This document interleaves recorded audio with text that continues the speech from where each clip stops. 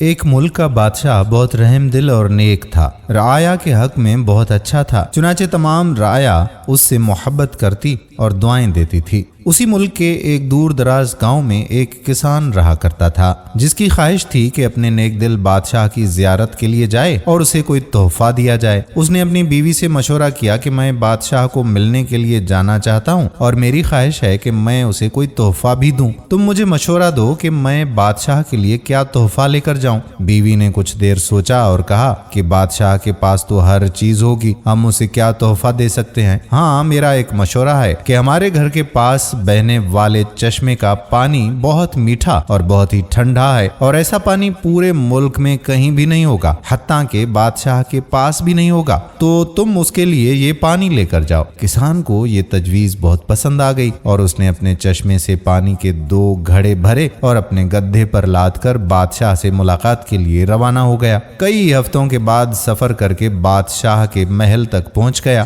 اور ملاقات کی اجازت چاہی۔ اجازت ملنے پر بادشاہ کو تحفہ پیش کیا اور بتایا کہ یہ میرے گاؤں کے چشمے کا پانی ہے اور ایسا میٹھا اور ٹھنڈا پانی آپ کو پورے ملک میں کہیں بھی نہیں ملے گا۔ بادشاہ کے اشارے پر وزیر نے گھڑے کا ڈھکن اٹھایا تو کئی ہفتوں کے سفر کی وجہ سے پانی میں بدبو پیدا ہو گئی تھی۔ وزیر نے بادشاہ کی طرف دیکھا تو بادشاہ نے اسے خاموش رہنے کا اشارہ کیا اور بآواز بلند کہا کہ ہم اس تحفے سے بہت خوش ہوئے، اور خزانچی کو حکم دیا کہ اس کسان کے گھڑوں کو سونے سے بھر دیا جائے۔ کسان بہت خوش ہوا۔ بادشاہ نے وزیر کو بلا کر چپکے سے کہا کہ پانی کو گرا دینا اور واپسی پر اس کسان کو اس راستے سے گزارنا جہاں ہمارے چشمے ہیں، تاکہ اسے علم ہو کہ ہمارے پاس پانی کے کتنے چشمے ہیں اور ان کا پانی کتنا ٹھنڈا اور فرحت بخش ہے۔ چنانچہ جب کسان کو انعامات دینے کے بعد ان چشموں کے پاس سے گزارا گیا تو وہ سمجھ گیا کہ اس کا تحفہ کتنا حقیر تھا، لیکن بادشاہ نے اس کے حقیر تحفے کو بھی قبول کر کے اسے انعام سے نوازا۔ اس کے دل میں بادشاہ کے لیے محبت اور عقیدت اور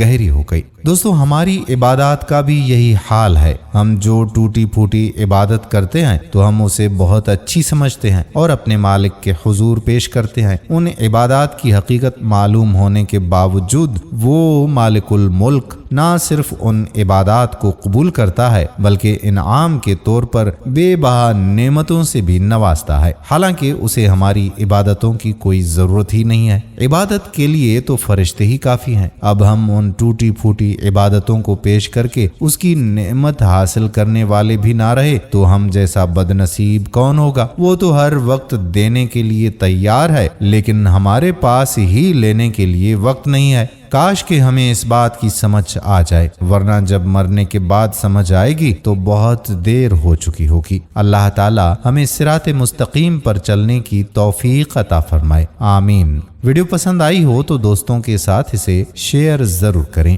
آنے والی ویڈیو تک قادر بخش کلہوڑو آپ سے اجازت چاہتا ہے۔ اللہ حافظ۔